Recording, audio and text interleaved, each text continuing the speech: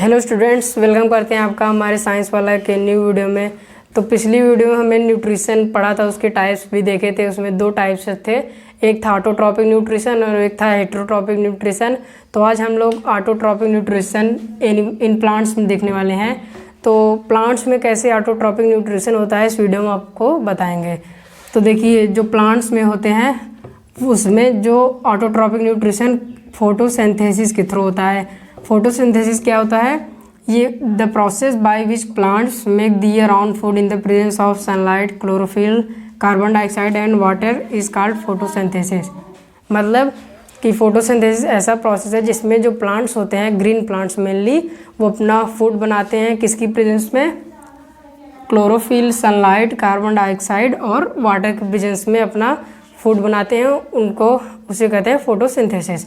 तो ये हो गया फोटोसिंथेसिस। इसका केमिकल रिएक्शन होता है, मतलब किस तरीके से यूज करके अपना खाना बनाते हैं, और खाना में वो ग्लूकोज अपना बनाते हैं। ठीक है, तो फोटोसिंथेसिस हो गया। इसका केमिकल इक्वेशन हम लिख लेते हैं, जो कि है 6 कार्बन डाइऑक्साइड का मॉलिक्यूल्स रहते हैं प्लस 12 वाटर के मॉलिक्यूल्स रहते हैं, 12 H2O। फिर उसके बाद ये जो होता है, ये क्लोरोफिल की प्रेजेंस में सनलाइट मिलता है। क्लोरोफिल, इसकी प्रेजेंस में हमको क्या मिलता है? सनलाइट। ये जो सनलाइट, क्लोरोफिल जो होता है वो सनलाइट को ऑब्जर्व कर लेता है, तो सनलाइट, और ये मिलकर क्या बनाते हैं फिर से? ग्लूकोज। ग्लूकोज का फार्मूला हो गया C6H12O6। ग्लूकोज बनाते हैं प्लस 6 कार्बन डाइऑक्साइड के मॉलिक्यूल्स और 6 वाटर के मॉलिक्यूल्स। तो ये देख सकते हैं वो कैसे करते हैं। पहले 6 कार्बन डाइऑक्साइड के मॉलिक्यूल्स रहते हैं, 12 वाटर के, और जो सनलाइट क्लोरोफिल के प्रेजेंस में आ जाती है, और उसके बाद वो अपना खाना C6H12O6 यानी ग्लूकोज, ये क्या होता है? ग्लूकोज, उन प्लांट्स का खाना, और 6 कार्बन डाइऑक्साइड के मॉलिक्यूल्स और 6 वाटर के मॉलिक्यूल्स। ठीक है, तो ये हो गया केमिकल इक्वेशन फोटोसिंथेसिस का। ये भी एग्ज़ाम में बहुत बार पूछा जाता है, इसीलिए आप इसको याद रखें। ठीक है, तो ये होगा हमारा कि फोटोसिंथेसिस क्या होता है और उसका केमिकल इक्वेशन क्या है। अब हम फोटोसिंथेसिस के लिए रॉ मटेरियल्स कौन कौन से यूज होते हैं बताते हैं।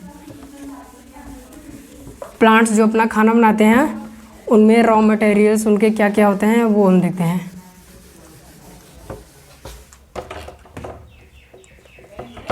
Raw materials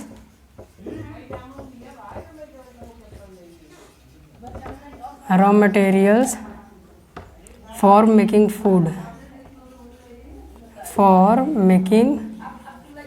food by plants, यानी प्लांट्स के क्या क्या रॉ मटेरियल्स है जिनसे वो अपना फूड बनाते हैं। तो पहला रॉ मटेरियल जो है वो हो गया आपका क्लोरोफिल, जो कि प्लांट्स के पास पहले से ही होता है।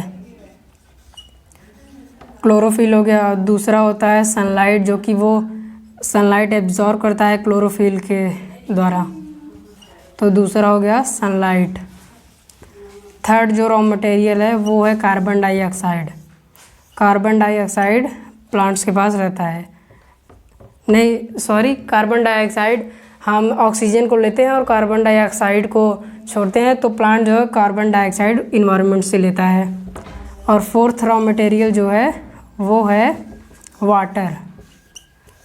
तो ये 4 रॉ मटेरियल्स है। पहला है क्लोरोफिल, दूसरा सनलाइट, तीसरा कार्बन डाइऑक्साइड और चौथा है वाटर। इन 4 रॉ मटेरियल से प्लांट जो है अपना खाना बनाता है। ठीक है,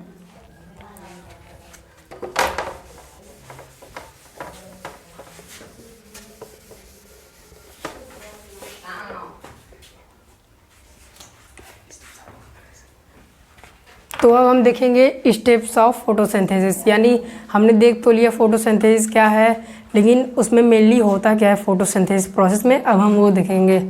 तो अब हम देखते हैं स्टेप्स ऑफ फोटोसिंथेसिस, यानी जब ये फोटोसिंथेसिस प्रोसेस होते हैं प्लांट में तो क्या क्या होता है मेनली वहाँ पर। तो ये हो गया। तो जो पहला स्टेप्स है वो है एब्जॉर्प्शन। जो लाइट एनर्जी होती है उसका एब्जॉर्प्शन होता है और उसको केमिकल एनर्जी में कन्वर्ट किया जाता है। तो पहला है absorption of light energy,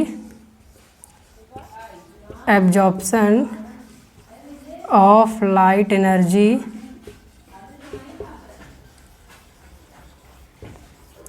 absorption of light energy by chlorophyll.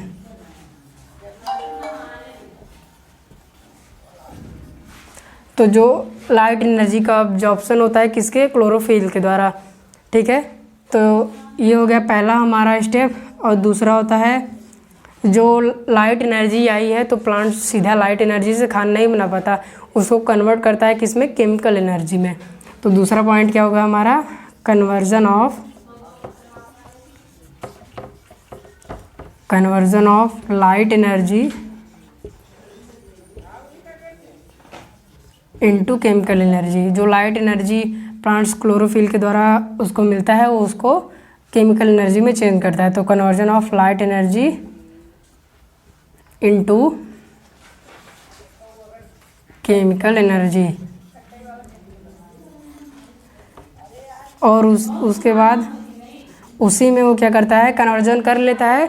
उसके बाद जो वाटर का मॉलिक्यूल्स होता है उसको हाइड्रोजन और वाटर के जो मॉलिक्यूल्स होता है उसको हाइड्रोजन और ऑक्सीजन में वो स्प्लिट कर देता है। तो इसी में हो गया कन्वर्जन हो गया लाइट एनर्जी केमिकल एनर्जी में।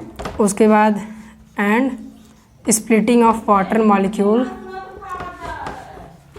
एंड स्प्लिटिंग ऑफ वाटर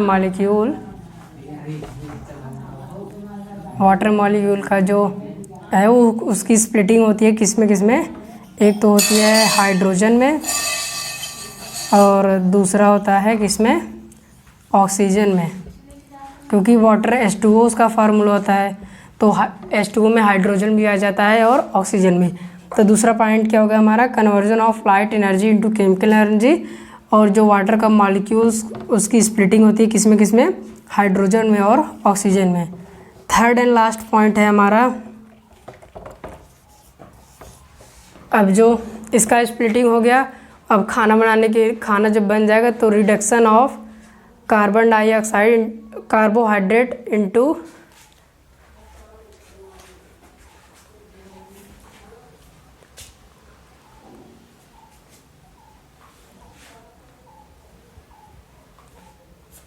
तो जो थर्ड पॉइंट है वो क्या है, reduction of carbon dioxide into carbohydrate.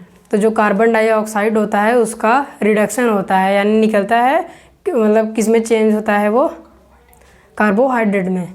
ठीक है, तो थर्ड पॉइंट हमारा क्या हो गया, reduction of carbon dioxide to carbohydrate.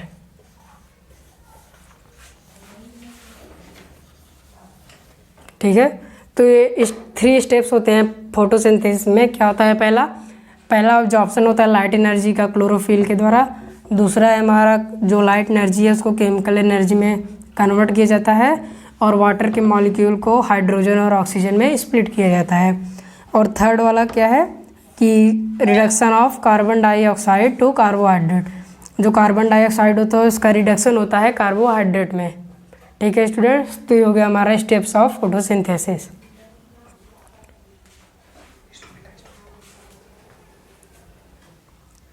तो स्टूडेंट्स यहाँ तक हमने पढ़ लिया स्टेप्स ऑफ फोटोसिंथेसिस। अब आता है स्टोमेटा। ठीक है, तब हम पढ़ेंगे स्टोमेटा क्या होता है।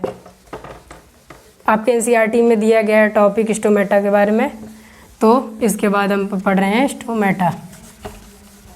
स्टोमेटा हमने छोटी क्लास में पढ़ा होता है, अब फिर से हम देख लेते हैं क्या होता है स्टोमेटा। तो जो प्लांट्स का लीफ होता है, ये मान लीजिए किसी प्लांट का लीफ है, तो उस प्लांट्स के लीफ में छोटे छोटे पोर्स होते हैं। क्या होते हैं बच्चों, छोटे छोटे पोर्स।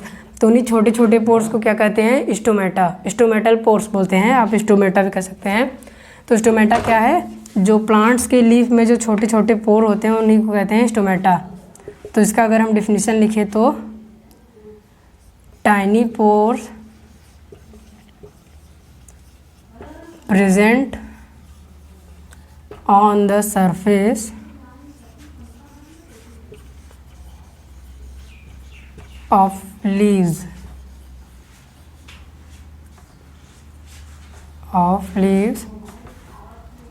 is called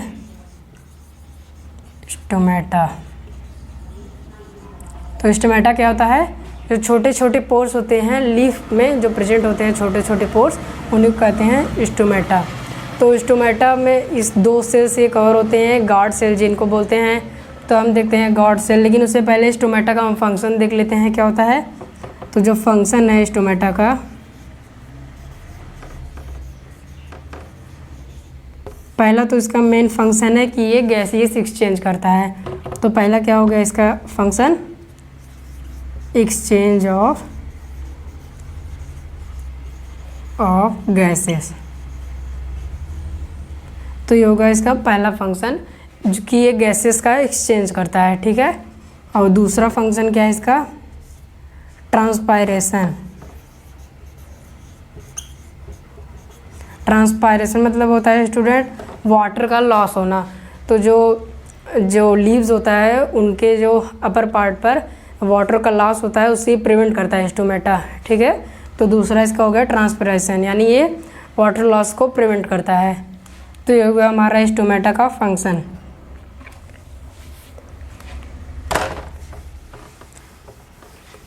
अब हम देखते हैं गार्ड सेल के बारे में। तब जो स्टोमेटा होता है ये 2 गार्ड सेल से घिरा होता है, उन्हें कहते हैं गार्ड सेल। तो अब पढ़ेंगे गार्ड सेल के बारे में। ये जो होते हैं कुछ इस स्ट्रक्चर के होते हैं। ये 2 गार्ड सेल प्रेजेंट होते हैं स्टोमेटा के अंदर, ठीक है स्टूडेंट।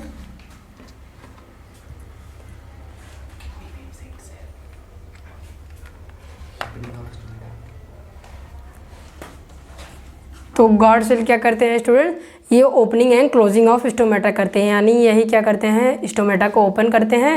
यानी जब ज़रूरत रहेगा तो ये स्टोमेटा को ओपन कर देंगे, और जब नहीं रहेगा ज़रूरत तो इसको क्लोज कर देंगे। तो इसका मेन फंक्शन क्या होगा गार्ड सेल का? पहला तो हो गया, यही मेन है, opening and closing of stomata.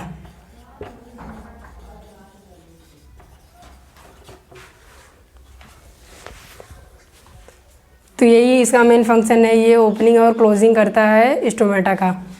तो ये हमारा गार्ड सेल का फंक्शन हो गया।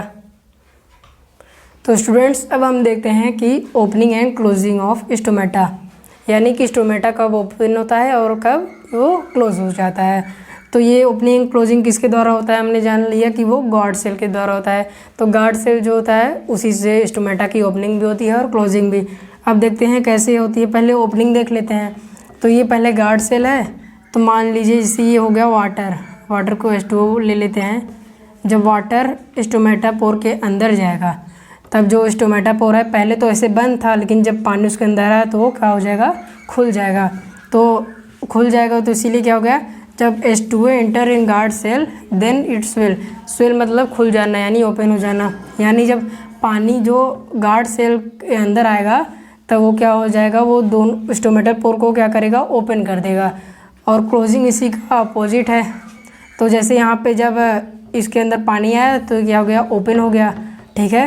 फिर जब ऐसा हो गया, जब इसके अंदर भी वाटर है, फिर वाटर जब लूज होके चला जाएगा तो ये क्या हो जाएगा? फिर से इसी तरह क्लोज हो जाएगा, ठीक है। यानी जब H2O यहाँ पर पहले से है, H2O जब यहाँ से मूव आउट कर देगा, यानी H2O move out of GC, यानी गार्ड सेल। आप पेपर मत लिखिएगा, आप ये तो मैंने शॉर्टकट के लिए लिख दिया है। यानी जब पानी जो मूव आउट कर देगा गार्ड सेल में से, तो फिर से कैसा हो जाएगा? क्लोज स्टोमेटा हो जाएगा। तो यही है कि opening and closing of stomata, कि जब पानी एंटर करता है गार्ड सेल में तो वो ओपनिंग हो जाता है, यानी स्वेल हो जाता है। और पानी जब उसमें से बाहर निकल जाता है तो क्या हो जाता है? श्रिंक हो जाता है, यानी क्लोज हो जाता है। तो यही था हमारा कि opening and closing of stomata. तो हमने ऑटोट्रॉपिक इन प्लांट्स में हमने ये वाला टॉपिक कवर कर लिया है। तो नेक्स्ट में से अब हम लोग हेटेरोट्रॉपिक को स्टार्ट करेंगे। आप वीडियो को लाइक कर दीजिएगा। हमारे चैनल पे भी नए हो तो सब्सक्राइब कर दीजिएगा।